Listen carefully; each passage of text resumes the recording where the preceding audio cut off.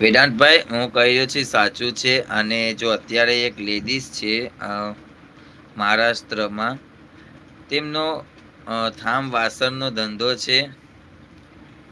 આવી રીતના ઠામ હોય અને વાસણ હોય, એ લાઈવમાં એની સાથે કેટલા કેટલા લોકો જોડાયેલા હોય અને તેમની ચેનલ પણ મોનોટાઈઝ છે.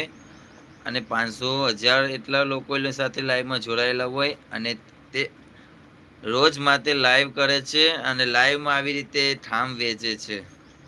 અને એમને ઓર્ડર પણ ઓનલાઈન આપે બધા, અને તે શિપિંગ કરે છે. શિપિંગ કંઈક કહેવાય એવી રીતે એ કરતા હોય.